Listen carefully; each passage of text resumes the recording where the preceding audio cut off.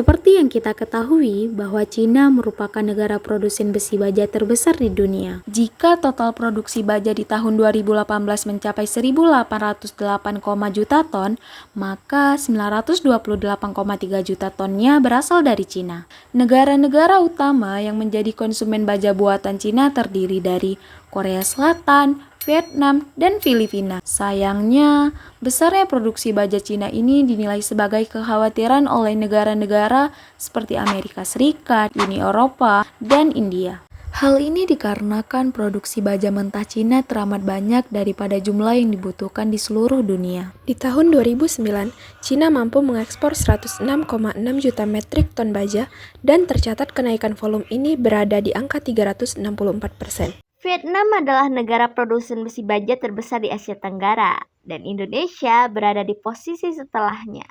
Namun, untuk level dunia, Indonesia berada di posisi 27 dengan jumlah total produksi per tahun sebanyak 5,5 juta ton.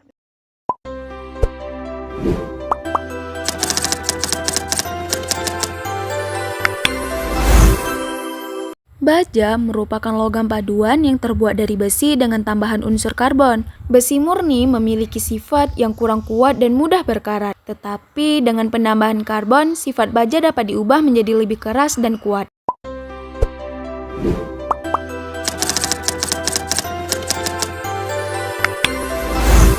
Untuk membuat baja memerlukan beberapa material mentah seperti biji besi. Namun produksi baja tidak akan mungkin terjadi tanpa penggunaan batu bara dan kokas. Kokas digunakan sebagai bahan bakar dan pre-reduksi dalam peleburan biji besi. Saat kokas digunakan akan menghasilkan panas, namun dengan sedikit asap. Oleh karena itu, batu bara akan diubah dulu ke dalam bentuk yang efisien yang disebut coke atau kokas. Proses pembuatan kokas yakni dengan memasukkan batu bara ke dalam oven. Di dalam oven, batu bara dipanaskan selama 18 jam dalam suhu 2400 derajat Celcius. Setelah itu, batu bara yang masih panas dan membara akan dikeluarkan oleh oven, kemudian didinginkan dengan cara disiram dengan air, sehingga berubah menjadi kokas. Selain kokas, material alternatif untuk pembuatan baja yakni taconite. Taconite adalah biji besi berkualitas rendah. Ketika biji besi bermutu tinggi berlimpah, maka taconite ini dianggap sebagai batuan sisa dan tidak digunakan. Ketika pasokan biji besi bermutu tinggi menurun, maka industri mulai menggunakan taconite sebagai sumber daya.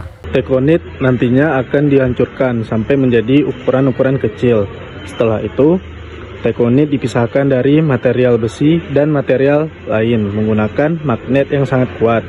Material besi ini selanjutnya akan dipanaskan dan dibentuk menjadi berukuran kelereng yang disebut dengan pelet. Ketika pelet sudah dibuat, material lain yang perlu disiapkan adalah batu kapur, yang mana fungsi batu kapur adalah untuk memisahkan impurities atau pengotor. Ketika semua material baja selesai disiapkan, maka proses selanjutnya adalah memasukkan kokas, pellet, dan batu kapur ke blast furnace atau tungku pembakaran. Forn diberi gas dan udara panas, di mana ia akan membakar kokas di dalam forn hingga suhu 2700 derajat Celcius. Kokas yang terbakar kemudian memanaskan dan mencairkan pellet menjadi molten iron atau besi cair. Sedangkan batu kapur yang meleleh di dalam furnace akan naik di atas molten iron membawa impurities dan membentuk slag. Nantinya molten iron akan dikeluarkan dari furnace lalu menuju sebuah wadah yang bernama torpedo car. Torpedo car dapat membawa 200 ton molten iron untuk menuju tempat pembuatan baja. Namun, sebelumnya molten iron ini akan menuju tempat pengolahan untuk memisahkan sulfur yang terkandung di dalamnya. Sedangkan untuk slag atau limbah dari molten iron akan dialirkan ke jalur yang berbeda menuju cooling pit untuk didaur ulang. Nantinya bisa digunakan untuk material pembangunan. Salah satu pembuatan baja adalah BOV atau Basi Oxygen Furnace. Ketika sampai di fasilitas pembuatan baja molten iron tadi akan dipindahkan ke ladle untuk dikirim ke BOV. Nantinya di dalam BOV membutuhkan dua material, yakni molten iron dan besi bekas. Di mana besi bekas ini berasal dari berbagai macam jenis besi. Besi bekas atau scrap metal didapat dengan menyortir menggunakan magnetic scrap.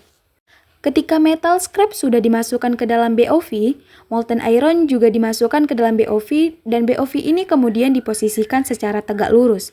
Selanjutnya, dari atas BOV akan diberi oksigen murni dengan kecepatan supersonik sehingga membuat molten iron ini suhunya menjadi 3000 derajat Celcius dan melelehkan scrap yang ada di dalamnya.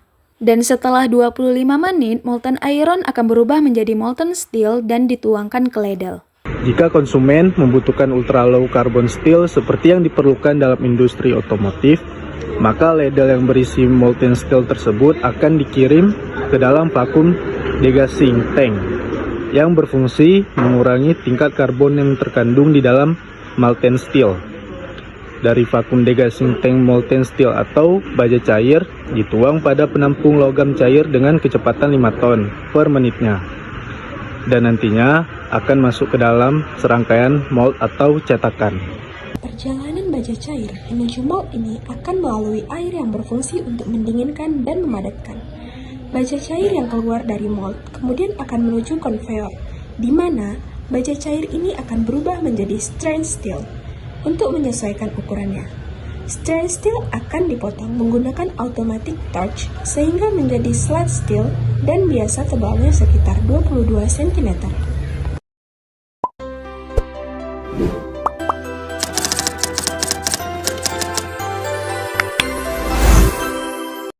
Baja memiliki beberapa kekurangan dalam konstruksi, antara lain mudah berkarat, lemah terhadap gaya tekan, tidak tahan terhadap panas tinggi, bentuk tampang terbatas, biaya perawatan yang besar, serta penyambungan membutuhkan alat dan tenaga yang khusus.